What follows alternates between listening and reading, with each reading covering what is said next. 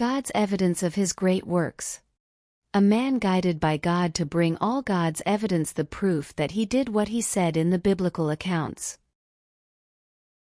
Ron Wyatt was born in 1933. Brought up in a Christian family and being taught the ways of God. He continued throughout his family life teaching his children the same values. His occupation was as a nurse anesthetist working in a hospital in Madison, Tennessee. He started his passion for archaeology in 1977 and carried on through the years until his passing in 1999. During the years between 1977 and 1999, Ron made over 100 trips to the Middle East, in which time he revealed the great works of God. God guided and protected Ron throughout his journeys. Though many people tried to discredit Ron and many threats to take his life, the enemy could not sway Ron from his work. In 1957, during the Cold War, aerial photographs were taken in the mountains of Ararat, eastern Turkey. On inspection of these photos, there appeared to be a boat-shaped object laying upon a hill. Shortly after, an expedition was undertaken to this site by the military, but they came to the conclusion it was nothing more than a rock formation looking like a boat. Years later, in 1960, an article in a magazine got the attention of Ron. The article documented that the length of the object measured 480 feet. Ron checked the Bible and found the length to be short of the biblical account of Noah's Ark. But the modern measurement would not meet the biblical account anyway. But Ron calculated the length using the Egyptian cubit length of 20.62 inches. The calculation revealed the length of the object to be 300 cubits, 515 feet, meeting the biblical account. With this in mind, Ron decided to make preparations to visit this site. Ron and his young son set off and took a flight to Turkey.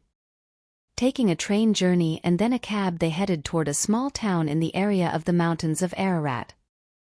As they were on their journey in the cab, Ron informed his sons he had no idea of the location of the object but thought it might be a good idea to pray together for guidance from God. Shortly after the prayer, around 10 minutes, the cab broke down, the engine stopped and the electrical system went dead. Ron suggested getting out and piling stones at the side of the road just in case it was God's doing.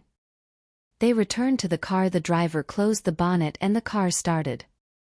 And off they went. This situation happened 3 times before they reached the hotel.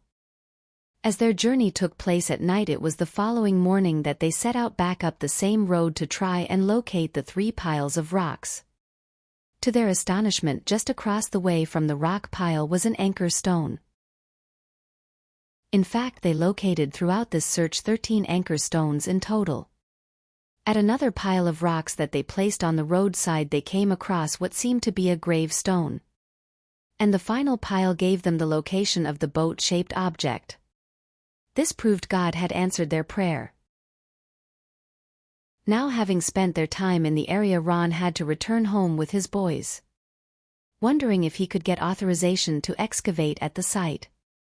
When Ron had returned home, he asked his close friends if they would pray with him, asking God for an earthquake. A strange thing to ask for, but the following year, in late 1978, Ron heard that there had been an earthquake in eastern Turkey.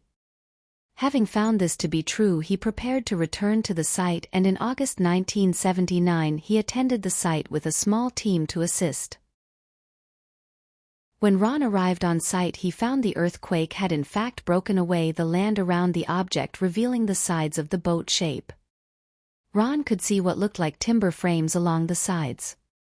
During a 10-year investigation, Ron gained great support from well-educated people. Ron became friends with a Colonel Jim Irwin, an ex-astronaut who had been looking for the Ark at Mount Ararat. He joined Ron in 1984. Jim having scientific connections, they sent petrified wood samples to the Los Alamos National Laboratory for testing. After John Bob Gardner had performed the tests and finding element of aluminium, titanium, and other metals, he was intrigued and joined Ron's team. David Fassel, a marine salvage expert, came on board knowing all about ship construction and worked alongside Ron. Thanks to the people that supported Ron and his quest for the truth, access to scientific equipment became available. A molecular generator, subsurface radar equipment, and metal detectors.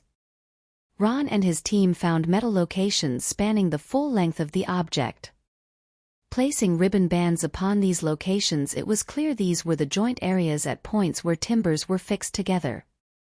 This showed proof that what they were working on was in fact man-made. All throughout this structure did they locate iron rivets, which were located at all the cross-sectioned areas. Metal was detected on the sides of the object also. Ron took a section of petrified wood to be dissected, and they found the deck section to be laminated in 3 layers glued together, proving this was man-made.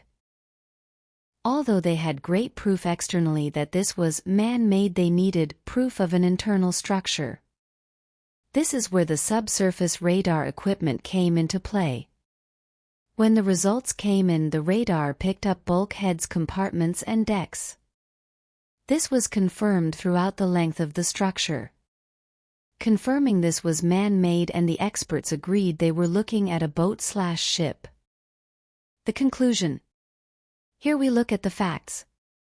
God in Genesis 6:15 told Noah to build a boat 300 cubits in length and 50 cubits wide by 30 cubits high. Ron measured his boat 300 cubits length, with the width slightly wider due to the splay outward of the sides. Genesis 8:4 states the boat came to rest in the mountains of Ararat. Ron's boat is sat in the mountains of Ararat, thousands of feet above sea level. A boat which is 3/4 the size of the ship Titanic. Ron put all the evidence together and presented it to the Turkish authorities. They agreed with Ron and his team, and it became a national heritage area protected by the authorities. God preserved this historic boat to prove to the world now the biblical account is correct. Though the evidence is all there, many will deny the truth. Will you? Thank you for watching, and God bless.